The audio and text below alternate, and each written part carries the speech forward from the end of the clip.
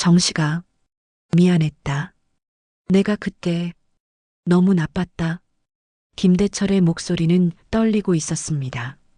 40년 만에 터져나온 진심 같았죠. 하지만 정식은 차가운 표정으로 그를 내려다봤습니다. 지금 와서 미안하다고 하면 모든 게 해결되는 건가요? 정식의 목소리에는 오랫동안 쌓인 분노가 서려 있었습니다. 동창들은 숨을 죽이고 이대치 상황을 지켜봤죠. 40년 동안 저는 그 누명을 안고 살아왔습니다. 도둑이라는 낙인을 받은 채로 말입니다.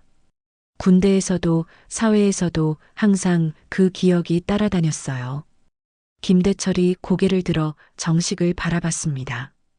눈가에 눈물이 맺혀 있었죠. 정말 미안해. 그때 내가 너무 어렸어. 용서해줘. 하지만 정식은 냉정했습니다. 어렸다고요? 그럼 나는 어리지 않았나요?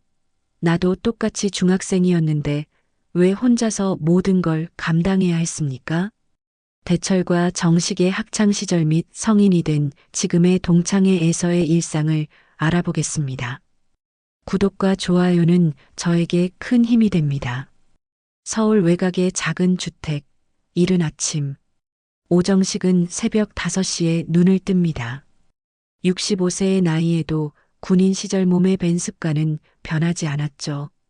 면도를 깔끔하게 마치고 평상복을 입은 모습은 평범한 은퇴자 그 자체입니다. 거실 한쪽 벽에는 군복을 입은 젊은 시절의 사진이 걸려 있습니다.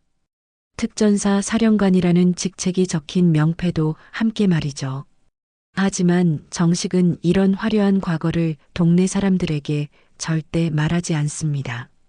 그저 조용한 은퇴자로 살아가길 원할 뿐입니다. 오전 10시 휴대폰이 울립니다. 후배의 안부 전화죠. 사령관님, 요즘 어떻게 지내세요? 한번 뵙고 싶은데요. 정식은 항상 같은 대답을 합니다. 그냥 조용히 지내고 있네.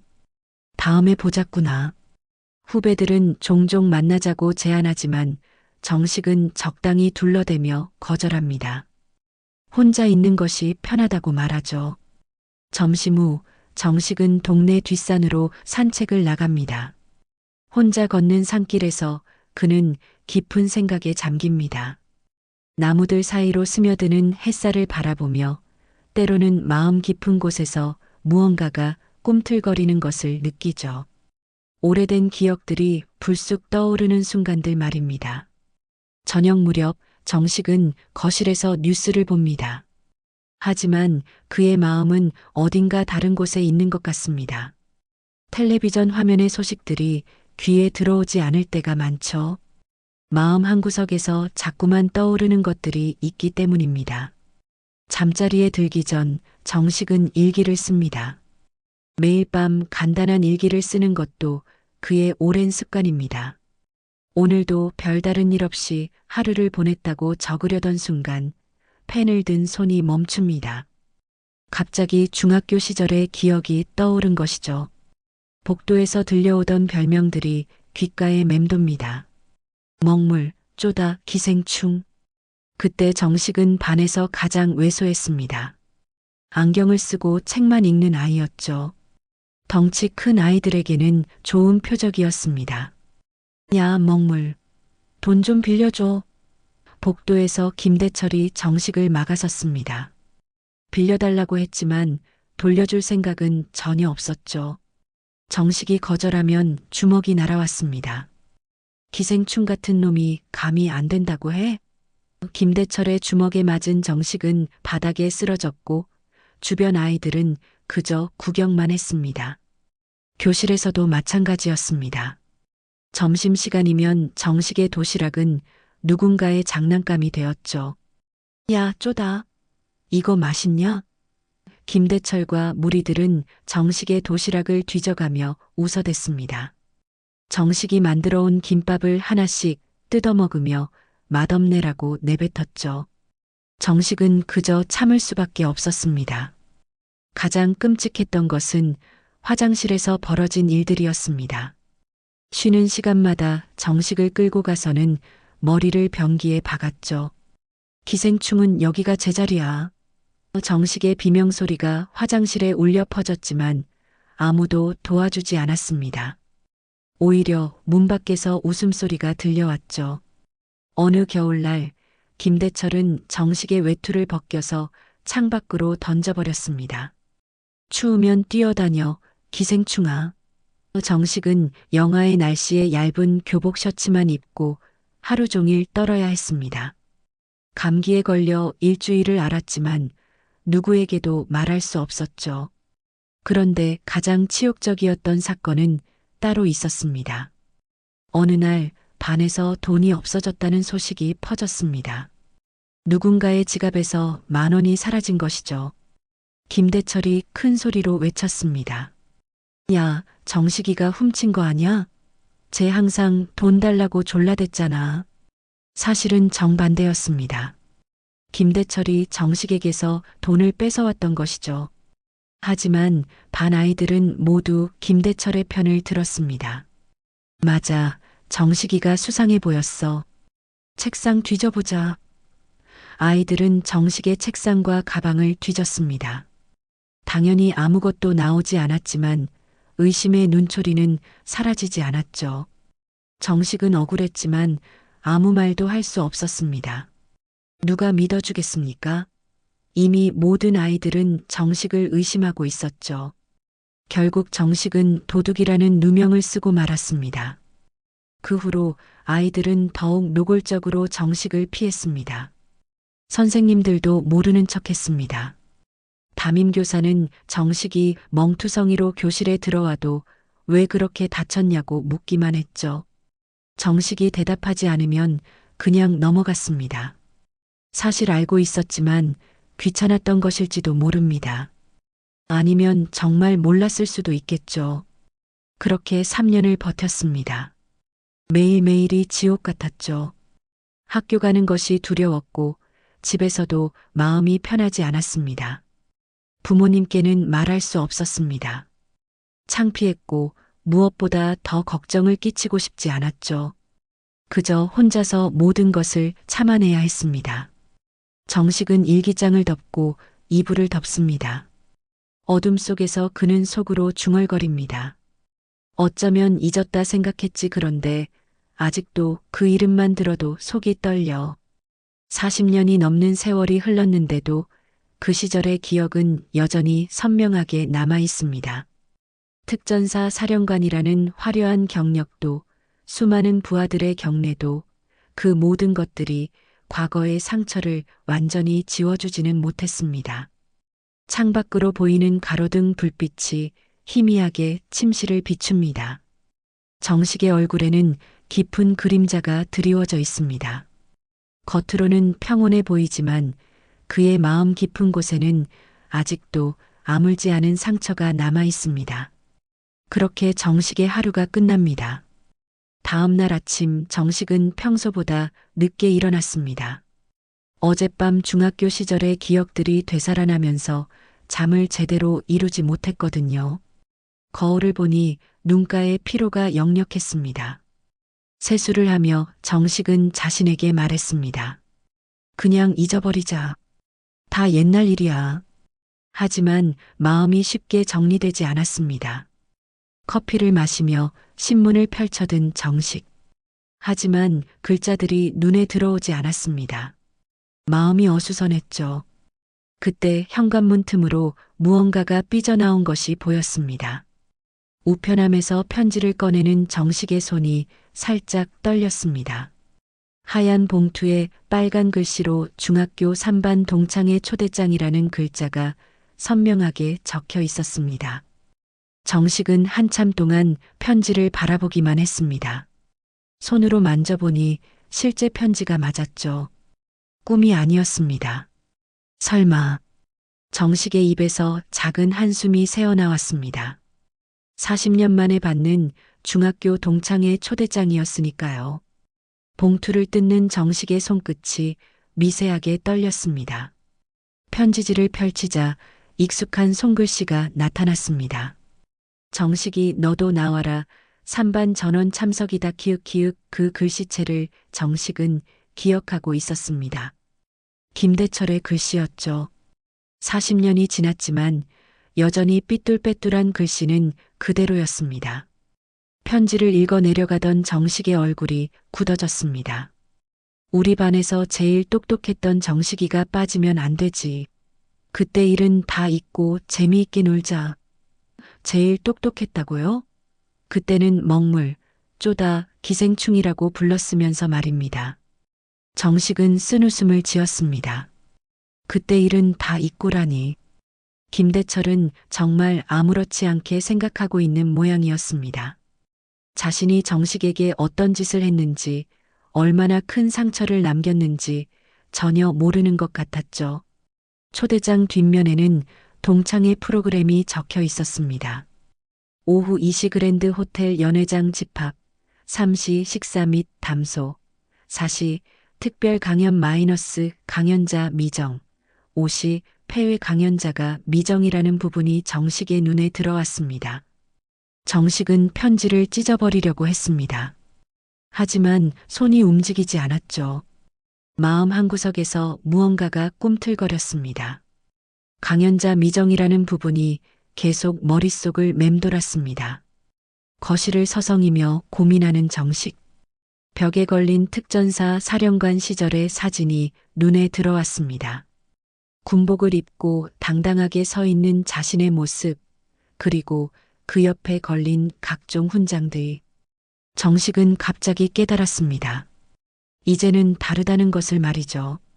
그때의 나는 아니야. 정식이 혼잣말을 했습니다. 이제는 다르다고. 오후가 되자 정식은 결심을 굳혔습니다. 핸드폰을 들고 초대장에 적힌 번호로 전화를 걸었죠. 몇 번의 신호음 후 익숙한 목소리가 들려왔습니다. 여보세요? 김대철인가? 누구세요? 오정식이다. 전화 너머로 잠시 침묵이 흘렀습니다. 그리고는 김대철의 놀란 목소리가 들려왔죠. 정식이? 정말 정식이야? 와, 진짜 반갑다. 초대장 받았구나. 정말 올 거야? 김대철의 목소리는 신나 보였습니다. 마치 옛 친구를 만나는 것처럼 들렸죠. 정식은 차분하게 말했습니다. 동창회에 특별 강연이 있다고 하던데 강연자가 누군가? 아, 그거 아직 정하지 못했어. 혹시 정식이 내가 할래? 내가 제일 똑똑했잖아. 요즘 뭐하고 지내? 정식의 입꼬리가 살짝 올라갔습니다. 내가 하겠다. 정말? 와, 대박. 뭐하고 지냈는지 궁금했는데 강연까지 해준다니. 무슨 내용으로 할 거야? 그날 가서 알게 될 거다. 특별한 이야기를 준비해서 가겠다. 오케이. 그럼 연락처 남겨둘게. 혹시 필요한 거 있으면 언제든 연락해. 전화를 끄는 정식은 잠시 멍하니 앉아 있었습니다. 김대철의 목소리에서는 과거에 대한 미안함이나 후회 같은 것은 전혀 느껴지지 않았습니다. 오히려 즐거워하는 것 같았죠. 정식은 서재로 가서 오래된 상자를 꺼냈습니다. 군 복무 시절의 기록들이 담긴 상자였죠. 그 안에는 각종 훈장과 표창장, 그리고 특별한 파일들이 들어 있었습니다. 정식은 그 중에서 특별한 파일 하나를 꺼냈습니다. 극비라는 도장이 찍힌 군 정보사 자료였죠. 40년 전 일어났던 그 사건에 대한 진실이 담겨 있는 파일이었습니다. 군 입대 후 정보사에서 근무할 때 우연히 발견한 자료였습니다.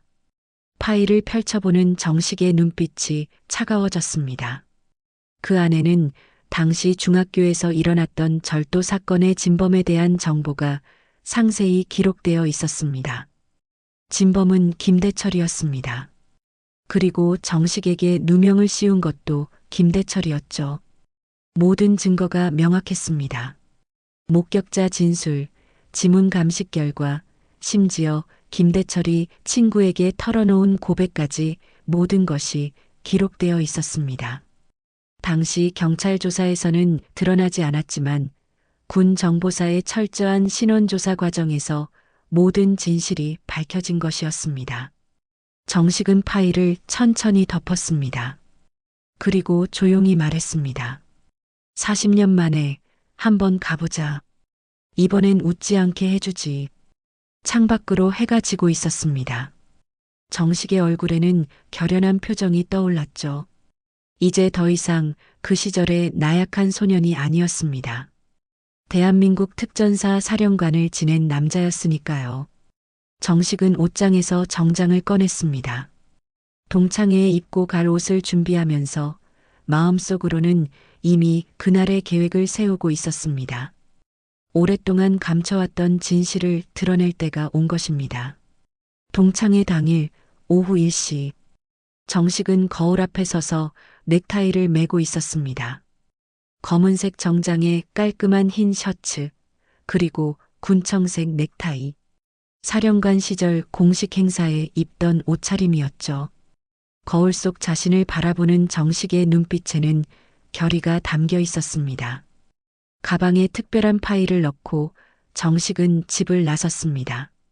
택시를 타고 시내 그랜드 호텔로 향하는 길, 정식의 마음은 의외로 차분했습니다.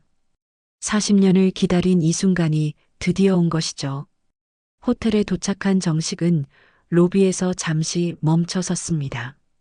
화려한 샹들리에와 대리석 바닥, 그리고 우아한 분위기의 호텔 로비.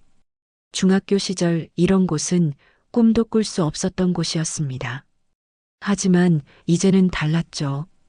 엘리베이터를 타고 15층 연회장으로 올라가는 정식. 복도를 걸으며 연회장 문 앞에 다다르자 안에서 들려오는 웃음소리와 떠들썩한 대화 소리가 귀에 들어왔습니다. 정식은 잠시 숨을 고르고 문을 열었습니다. 연회장 안은 이미 많은 사람들로 가득했습니다. 40년 만에 만나는 동창들이었지만 대부분 알아볼 수 있었죠. 살이 찌고 머리가 휘어지고 주름이 생겼지만 여전히 그때의 모습이 남아 있었습니다. 정식이 들어서자 몇몇 동창들이 눈치챘습니다. 저 사람 누구지? 정식이 아니야? 정말 정식이네. 웅성거리는 소리가 들려왔죠. 하지만 반응은 그리 뜨겁지 않았습니다. 여전히 정식을 그때의 왕따로 기억하고 있었거든요. 김대철이 정식을 발견하고는 큰 소리로 외쳤습니다. 정식이다. 정말 왔네. 김대철은 살이 많이 쪘지만 여전히 큰 목소리와 거친 말투는 그대로였습니다. 정식에게 다가와 어깨를 탁탁 치며 말했죠. 정식아, 정말 반갑다. 요즘 뭐하고 지내? 아직 백수야? 김대철의 말에 주변 동창들이 킥킥거리며 웃었습니다. 마치 40년 전으로 돌아간 것 같았죠. 백수면 어때? 우리 정식이 머리는 좋았잖아. 또 다른 동창이 거들었습니다. 정식은 조용히 대답했습니다. 그냥 지내고 있어. 예전과 똑같은 반응에 동창들은 서로 눈짓을 주고받았습니다. 여전히 말이 없는 정식이었으니까요. 그래도 강연 준비했다며? 뭐 할 건데? 설마 책 읽은 이야기하는 건 아니지? 김대철이 비웃듯 물었습니다. 주변에서 또 웃음이 터졌죠. 정식은 미소를 지으며 말했습니다. 곧 알게 될 거야. 동창회는 예정대로 진행되었습니다. 식사를 하며 옛 추억을 나누는 시간이었죠. 동창들은 저마다 자신의 성공담을 늘어놓았습니다. 나는 지금 회사 대표해. 우리 아들이 의대 갔어. 강남에 아파트 세 채 있지. 그러면서도 정식을 흘끔흘끔 쳐다보며 속삭였습니다. 정식이는 아직도 말이 없네. 그때랑 똑같아. 혹시 아직도 그 성격이야? 이런 대화들이 정식의 귀에 들어왔지만 정식은 아무 반응도 보이지 않았습니다. 한 동창이 정식에게 직접 물었습니다. 정식아, 너는 뭐하고 살았어? 결혼은 했고? 정식이 대답하기도 전에 김대철이 끼어들었습니다. 결혼? 정식이가 아직 총각 아냐? 또 웃음이 터졌습니다. 아, 맞다. 정식이 옛날에 도둑질했던 거 기억나? 한동창이 갑자기 말했습니다. 연회장이 잠시 조용해졌죠. 맞아. 그때 반에서 돈 없어졌을 때 정식이가 했던 거 아니야? 김대철이 손을 흔들며 말했습니다. 야야, 그런 얘기는 하지 마. 다 옛날 일이야. 하지만 그의 눈빛에는 교활함이 서려 있었습니다. 마치 정식을 시험해 보는 것 같았죠. 오후 4시 드디어 특별 강연 시간이 되었습니다. 사회자 역할을 하던 김대철이 마이크를 들고 말했습니다. 자, 이제 우리 반에서 제일 똑똑했던 정식이의 특별 강연 시간입니다. 무슨 이야기를 해줄지 궁금하네요. 동창들이 의례적인 박수를 쳤습니다. 하지만 그 박수 소리는 그리 열정적이지 않았죠. 오히려 뭔 재미있는 이야기나 해줄까 하는 시선들이었습니다. 정식은 천천히 일어나서 무대 앞으로 걸어갔습니다. 걸음걸이가 달랐습니다. 당당하고 의연했죠. 몇몇 동창들이 그것을 눈치챘습니다. 마이크를 들고 동창들을 바라보는 정식. 연회장은 조용해졌습니다. 정식은 차분하지만 힘 있는 목소리로 말을 시작했습니다. 안녕하십니까? 40년 만에 여러분을 다시 뵙게 되어 감회가 새롭습니다. 동창들은 정식의 당당한 모습에 약간 놀란 것 같았습니다. 예전에 소심하고 조용했던 정식과는 완전히 달랐거든요. 목소리도 자세도 눈빛도 모든 것이 달랐습니다. 오늘 이 자리에서 여러분께 특별한 이야기를 들려드리고자 합니다. 저의 지난 40년에 대한 이야기입니다. 정식은 잠시 말을 멈추고 김대철을 바라봤습니다. 김대철은 여전히 웃고 있었지만 뭔가 불안한 표정이 스쳐갔죠. 사실 저는 중학교 졸업 후 군에 입대했습니다. 그리고 오랜 시간 군에서 복무했죠. 군대? 몇 년이나 했어? 한 동창이 관심 없다는 듯 물었습니다.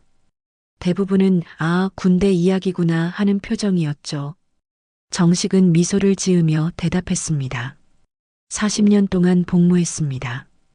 연회장이 술렁거렸습니다. 40년이라니 직업군인이었다는 뜻이었거든요. 동창들의 표정이 바뀌기 시작했습니다. 40년? 정말?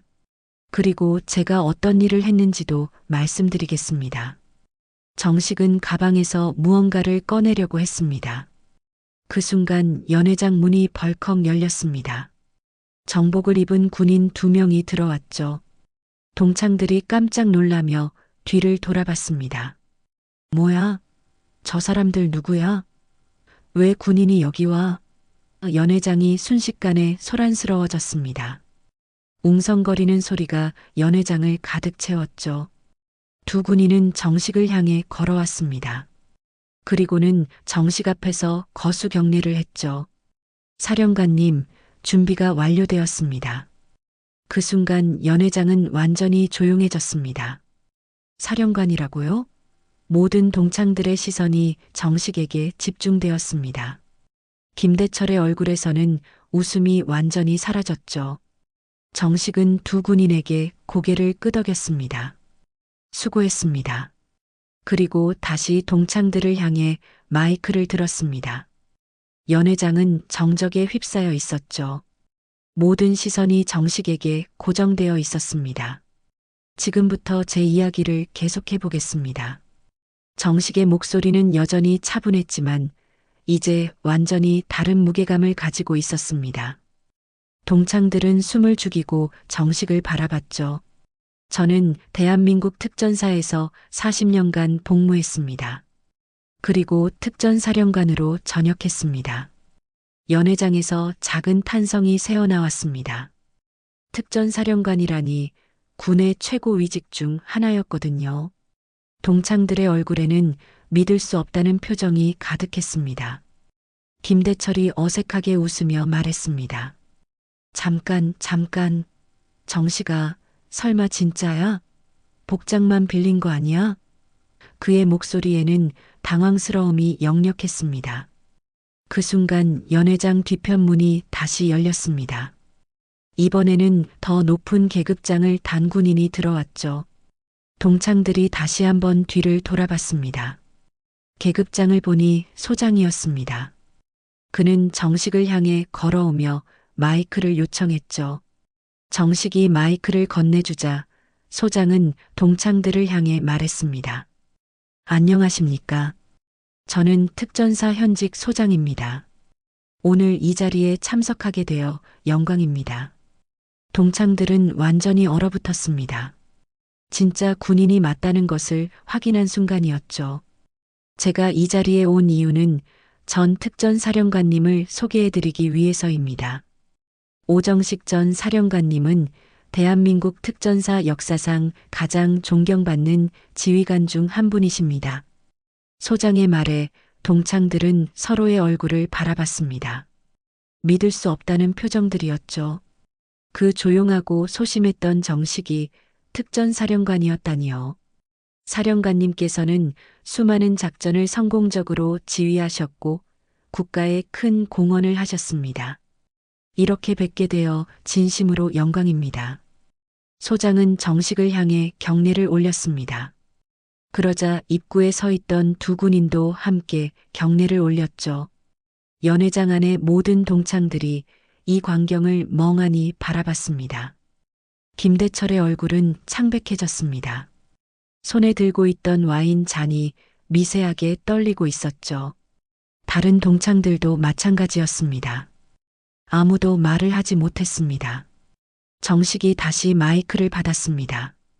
감사합니다, 소장님. 소장은 고개를 숙이고 자리를 물러났습니다. 정식은 동창들을 다시 바라봤습니다. 이제 그들의 눈빛이 완전히 달라져 있었죠.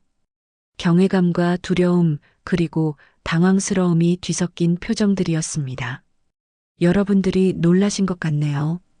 하지만 이제 시작입니다. 정식은 가방에서 파일을 꺼냈습니다. 극비라는 도장이 찍힌 그 파일을 모든 동창들이 볼 수 있게 들어 올렸죠.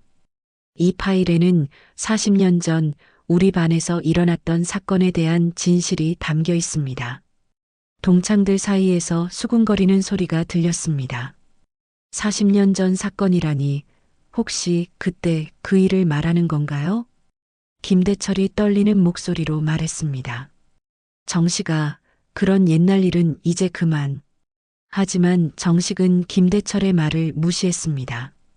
여러분도 기억하실 겁니다. 중학교 3학년 때 반에서 돈이 없어진 사건 말입니다. 연회장이 다시 조용해졌습니다. 모든 동창들이 그 사건을 기억하고 있었거든요. 그리고 정식이 도둑으로 몰렸던 것도 말이죠. 그때 저는 도둑이라는 누명을 썼습니다. 여러분 모두가 저를 의심했죠. 특히 김대철 학생이 가장 적극적으로 저를 도둑으로 몰았습니다. 김대철의 얼굴이 더욱 창백해졌습니다. 주변 동창들의 시선이 그에게 집중되기 시작했죠. 하지만 진실은 달랐습니다. 이 파일에는 당시 사건의 진범이 누구인지 명확히 기록되어 있습니다. 정식은 파일을 열었습니다. 첫 페이지에는 중학교 절도 사건 진상조사 보고서라는 제목이 적혀 있었죠. 군 정보사에서 신원조사를 할 때 발견한 자료입니다. 목격자 진술, 지문 감식 결과, 그리고 자백까지 모든 증거가 여기에 있습니다. 동창들은 숨을 죽이고 정식의 말을 들었습니다. 연회장은 핀 떨어지는 소리도 들릴 정도로 조용했죠. 진범은 정식이 잠시 말을 멈췄습니다. 그리고 김대철을 똑바로 바라봤습니다. 김대철입니다. 순간 연회장이 술렁거렸습니다. 동창들이 김대철을 바라보며 웅성거렸죠. 김대철은 일어서려다가 다시 주저앉았습니다. 아니야, 그럴 리 없어. 정식아, 너 뭔 소리야? 김대철이 큰 소리로 외쳤습니다. 하지만 그의 목소리는 떨리고 있었죠. 정식은 차분하게 말을 이어갔습니다. 그때도 나는 말하지 못했습니다. 하지만 지금은 다릅니다.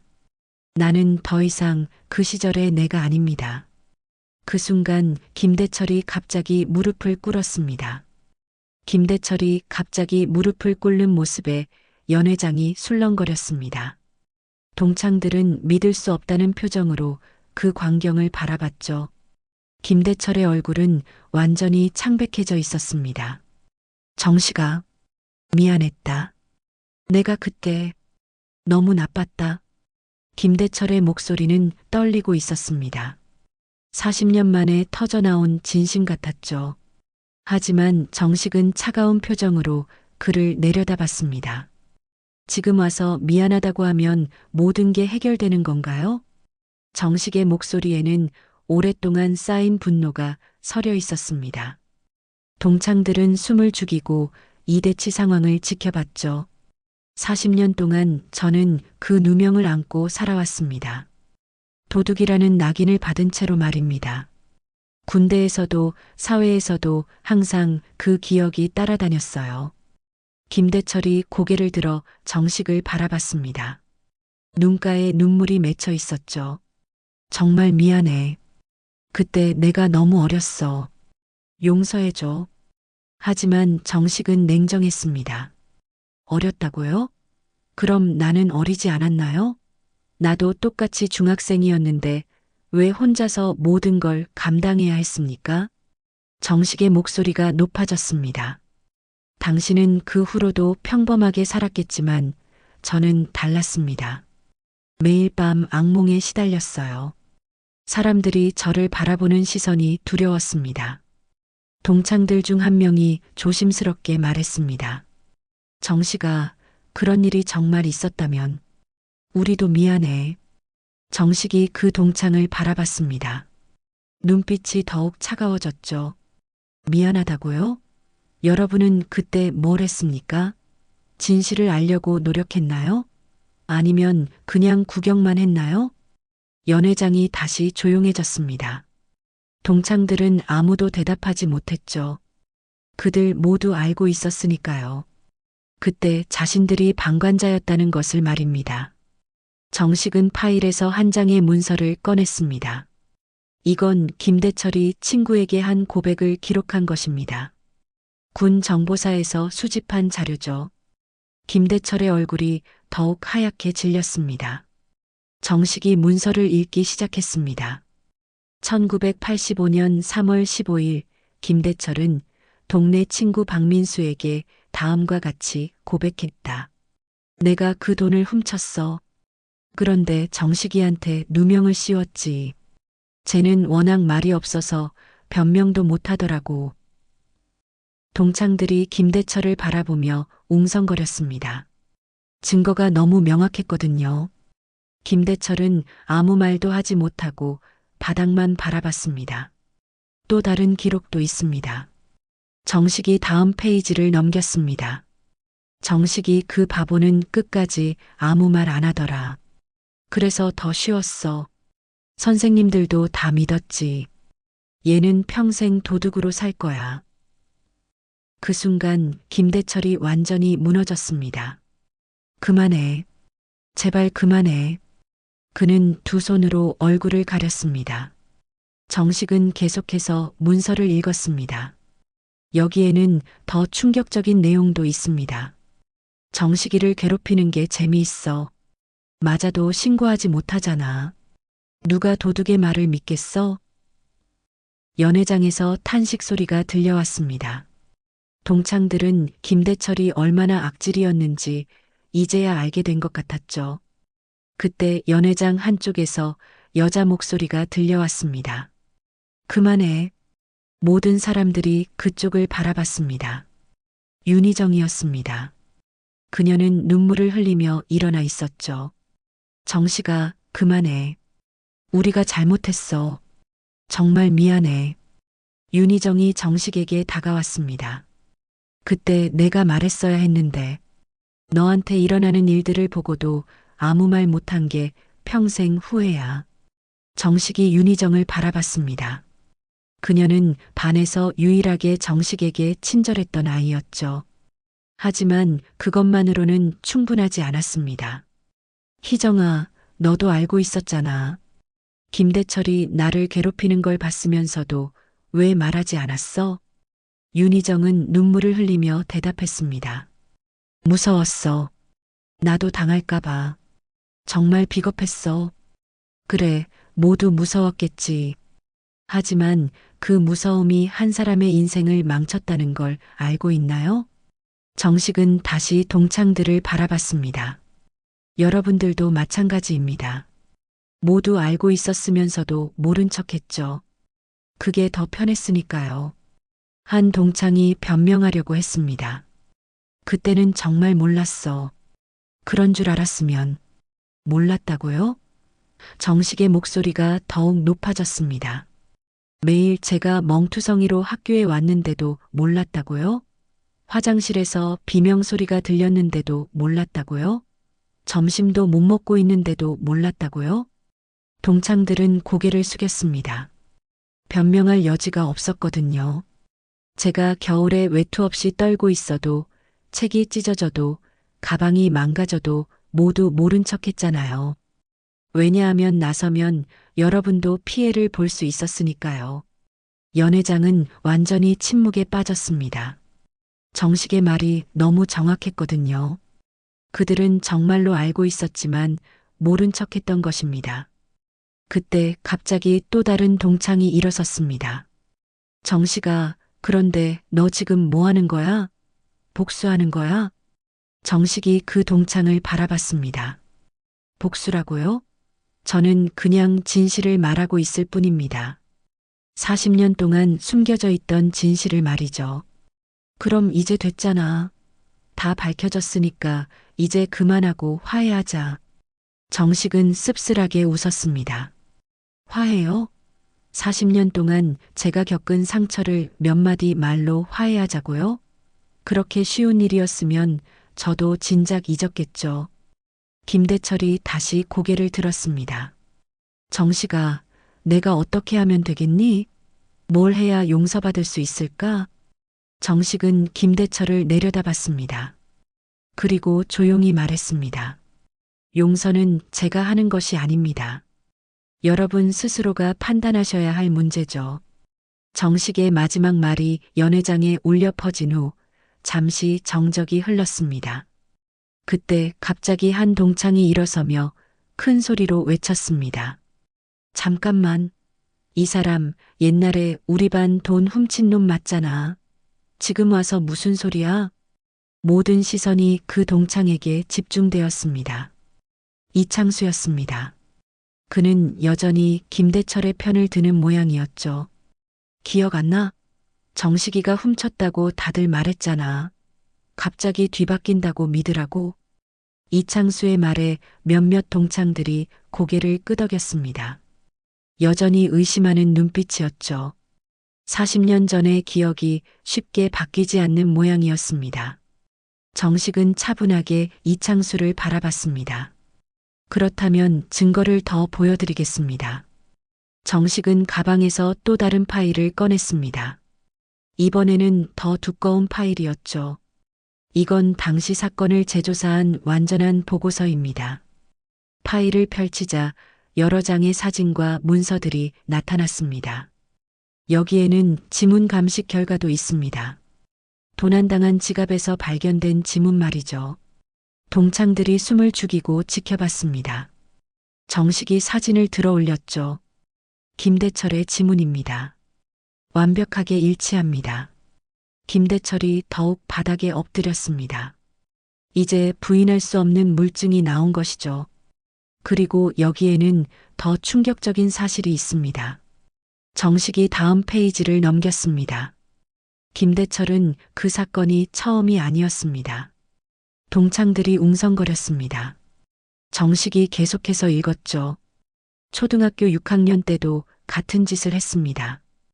그때도 다른 아이에게 누명을 씌웠고요. 중학교 입학 전에도 동네에서 비슷한 사건이 있었습니다. 이창수의 얼굴이 점점 굳어졌습니다. 그는 여전히 믿고 싶지 않았던 모양이었죠. 이건 조작된 거 아니야? 갑자기 이런 자료가 나온다는 게 이상하잖아. 정식이 이창수를 바라봤습니다. 조작이라고요? 그럼 이것도 조작인가요? 정식은 휴대폰을 꺼내 동영상을 재생했습니다. 화면에는 중년 남성이 나타났죠. 안녕하세요. 저는 당시 정식이 반 담임교사였던 박종수입니다. 동창들이 깜짝 놀랐습니다. 담임 선생님이었거든요. 40년이 지나 많이 늙었지만 여전히 알아볼 수 있었죠. 동영상 속 박종수 선생님이 말을 이어갔습니다. 그때 저는 진실을 알고 있었습니다. 하지만 확실한 증거가 없어서 말하지 못했죠. 지금이라도 진실을 밝히고 싶습니다. 김대철이 범인이 맞습니다. 저는 그날 김대철이 다른 아이 가방을 뒤지는 것을 봤습니다. 하지만 김대철의 아버지가 학교 이사였기 때문에 함부로 말할 수 없었어요. 연 회장이 다시 술렁거렸습니다. 선생님까지 증언한 것이었으니까요. 정식이에게는 정말 미안합니다. 제가 더 용기를 냈어야 했는데 40년 동안 후회하며 살았습니다. 동영상이 끝나자 연 회장은 완전히 조용해졌습니다. 이창수도 더 이상 반박할 말이 없었죠. 정식이 휴대폰을 가방에 넣으며 말했습니다. 이제 믿으시겠습니까? 아니면 더 많은 증거가 필요하신가요? 이창수는 아무 말도 하지 못하고 자리에 앉았습니다. 다른 동창들도 마찬가지였죠. 모든 것이 명확해진 상황이었습니다. 그때 윤희정이 다시 일어났습니다. 정식아, 정말 미안해. 우리가 얼마나 잘못했는지 이제야 알겠어. 다른 동창들도 하나둘씩 고개를 숙이기 시작했습니다. 40년 전의 잘못을 인정하는 것이었죠. 한 동창이 떨리는 목소리로 말했습니다. 정식아, 우리가 너무 무책임했어. 그때 진실을 찾으려고 노력했어야 했는데. 또 다른 동창이 말했습니다. 미안해, 정식아. 우리가 너를 보호해줬어야 했는데. 정식은 그들을 바라봤습니다. 지금 와서 미안하다는 말들이 의미가 있을까요? 하지만 적어도 진실은 밝혀진 것 같았습니다. 김대철이 고개를 들었습니다. 얼굴은 눈물과 콧물로 범벅이 되어 있었죠. 정식아, 내가 정말 잘못했어. 어떻게 하면 되겠니? 정식은 김대철을 내려다봤습니다. 40년 동안 기다려온 이 순간이었죠. 하지만 막상 이렇게 되니 별다른 감정이 들지 않았습니다. 어떻게 하면 되냐고요? 정식이 조용히 말했습니다. 그건 당신이 알아서 할 일입니다. 제발 용서해줘. 내가 뭘 해야 할지 말해줘. 정식은 잠시 생각했습니다. 그리고 조용히 말했습니다. 진심으로 반성한다면 지금까지 살면서 다른 사람들에게도 같은 짓을 했는지 돌아보세요. 그리고 그들에게도 사과하세요. 김대철이 고개를 끄덕였습니다. 알겠어. 그렇게 할게. 정식은 파일을 가방에 넣으며 말했습니다. 그 얘기 언젠가 나올 줄 알았습니다. 40년을 기다렸죠. 정식이 무대에서 내려오려는 순간이었습니다. 그때 연 회장 뒤편에서 조용한 박수 소리가 들려왔습니다. 처음에는 한 명이었지만 곧 2명, 3명으로 늘어났죠. 박수 소리는 점점 커졌습니다. 동창들이 하나둘씩 자리에서 일어나기 시작했습니다. 먼저 윤희정이 일어섰고 그 다음에는 다른 여학생들이 따라 일어났죠. 정식아, 정말 고생 많았어. 한 동창이 눈물을 흘리며 말했습니다. 우리가 너무 잘못했어. 그때 알았어야 했는데. 또 다른 동창이 고개를 숙이며 말했습니다. 박수는 계속되었습니다. 이제 거의 모든 동창들이 일어서서 정식에게 박수를 보내고 있었습니다. 연 회장은 박수 소리로 가득 찼죠. 하지만 정식은 그 박수가 진심인지 의례적인 것인지 헷갈렸습니다. 정식은 그 광경을 바라보며 복잡한 감정을 느꼈습니다.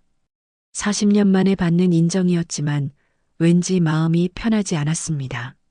너무 늦은 인정이었거든요. 그때 윤희정이 정식에게 다가왔습니다.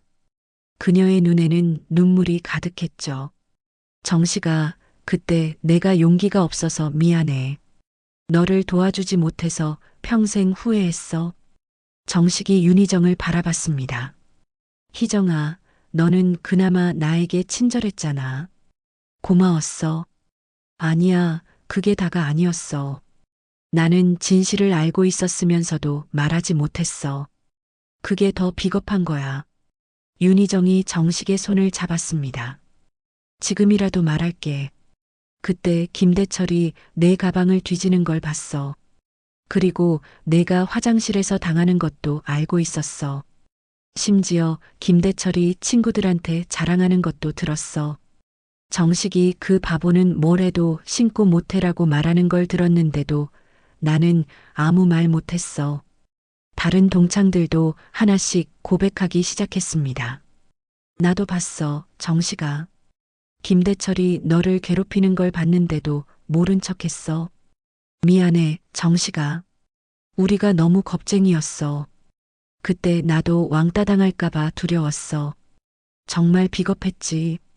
한 남학생이 떨리는 목소리로 고백했습니다. 정식아, 사실 나도 김대철이 무서웠어. 그래서 같이 너를 괴롭혔어. 정말 미안해. 동창들의 고백이 이어졌습니다. 40년 동안 가슴에 묻어두었던 죄책감들이 터져 나오는 것 같았죠.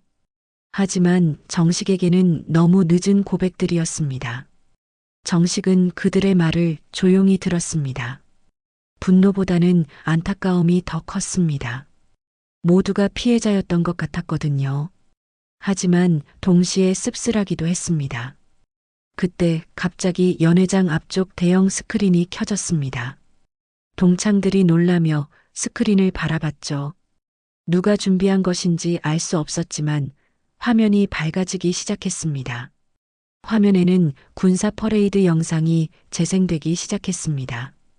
대한민국 특전사 부대가 행진하는 모습이었죠. 웅장한 음악과 함께 수백 명의 특전사들이 일사불란하게 행진하고 있었습니다. 이거 뭐야? 한 동창이 물었습니다. 영상이 계속 진행되면서 카메라가 특정 인물에게 주민했습니다. 젊은 시절의 정식이었죠. 특전사 사령관 계급장을 단 모습으로 당당하게 행진하고 있었습니다. 와, 저게 정말 정식이야? 동창들이 놀라며 중얼거렸습니다. 영상 속 정식의 모습은 위엄이 넘쳤습니다. 수많은 부하들을 이끄는 사령관의 모습이었죠. 중학교 시절에 왜소하고 소심했던 모습과는 완전히 달랐습니다. 카메라는 정식의 당당한 표정을 클로즈업으로 잡았습니다. 믿을 수 없어. 이창수가 중얼거렸습니다. 정말 사령관이었구나. 화면에는 또 다른 영상이 이어졌습니다. 정식이 훈장을 받는 모습이었죠. 대통령이 직접 훈장을 달아주는 장면이 나왔습니다. 대한민국 최고의 특전사령관 오정식이라는 자막이 화면에 떠올랐습니다. 동창들은 완전히 압도되었습니다. 그들이 괴롭혔던 그 아이가 이렇게 큰 인물이 되었다니 믿을 수 없었거든요. 영상이 끝나자 연회장은 다시 조용해졌습니다. 동창들은 모두 정식을 바라봤죠. 이제 정말로 그가 어떤 사람인지 알게 된 것 같았습니다. 정식이 마이크를 다시 들었습니다. 제가 이런 자리까지 올 수 있었던 것은 그때의 경험 때문이기도 합니다. 동창들이 정식의 말에 집중했습니다. 그때 당한 괴롭힘이 저를 더 강하게 만들었어요. 다시는 그런 일을 당하지 않겠다는 다짐으로 살아왔거든요. 정식의 목소리에는 더 이상 분노가 없었습니다. 오히려 담담했죠. 물론 아픈 기억이었지만 그 경험이 제게 인내와 강인함을 가르쳐 주었습니다. 그래서 오늘 이 자리에 설 수 있었고요. 윤희정이 감동받은 표정으로 말했습니다. 정식아, 너 정말 대단해. 그런 힘든 일을 겪고도 이렇게 훌륭한 사람이 되다니. 다른 동창들도 고개를 끄덕였습니다. 정식의 위대함을 이제야 깨닫는 것 같았죠. 하지만 여러분께 한 가지 말씀드리고 싶은 것은 정식이 잠시 말을 멈췄습니다. 진실은 언젠가 반드시 밝혀진다는 것입니다. 동창들이 숨을 죽이고 들었습니다. 40년이 걸렸지만 결국 진실이 드러났잖아요. 그러니 여러분도 살면서 잘못한 일이 있다면 빨리 바로잡으시기 바랍니다. 정식의 말이 끝나자 다시 박수가 터져 나왔습니다. 이번에는 더욱 뜨거운 박수였죠. 하지만 그 박수 속에는 경외감과 두려움도 섞여 있었습니다. 김대철이 바닥에서 일어나 정식에게 다가왔습니다. 그리고 정식 앞에서 깊게 고개를 숙였습니다. 정식아, 정말 미안해. 내가 너무 잘못했어. 앞으로 남은 인생 동안 속죄하며 살겠어. 정식이 김대철을 바라봤습니다. 진심이라면 행동으로 보여주세요. 말만으로는 부족합니다. 김대철이 고개를 끄덕였습니다. 그렇게 하겠어. 반드시 그렇게 하겠어. 정식은 김대철을 잠시 바라본 후 조용히 무대에서 내려왔습니다.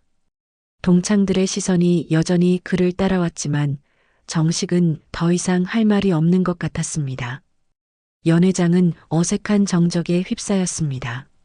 누구도 쉽게 말을 꺼내지 못했죠. 40년 만에 밝혀진 진실의 무게가 너무 컸습니다.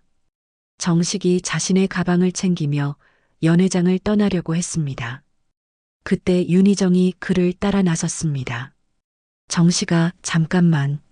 정식이 멈춰서서 윤희정을 돌아봤습니다. 사령관님이라고 불러야 하나? 윤희정이 쓸쓸하게 웃으며 말했습니다. 정식도 미소를 지었습니다. 그냥 정식이라고 해. 지금은 그냥 은퇴한 노인일 뿐이야. 아니야, 넌 정말 대단한 사람이야. 그때 그런 일을 당하고도 이렇게 훌륭하게 살아냈다니. 정식이 고개를 저었습니다. 훌륭하게 산 게 아니야. 그냥 살아남은 거지. 윤희정의 눈에 다시 눈물이 맺혔습니다. 정식아, 정말 미안해. 그때 내가 용기를 냈어야 했는데. 희정아, 이제 그만해. 다 지난 일이야. 아니야, 지난 일이 아니야. 내가 40년 동안 그 상처를 안고 살았잖아. 정식이 윤희정의 어깨에 손을 올렸습니다. 그 상처가 나를 더 강하게 만들었어. 고마워해야 할 일이야. 윤희정이 믿을 수 없다는 표정으로 정식을 바라봤습니다. 어떻게 그런 말을 할 수 있어? 얼마나 힘들었을 텐데. 처음에는 힘들었지. 하지만 군대에 들어가면서 달라졌어. 나는 더 이상 피해자가 되지 않겠다고 다짐했거든. 정식의 목소리에는 확신이 담겨 있었습니다. 그리고 깨달았어.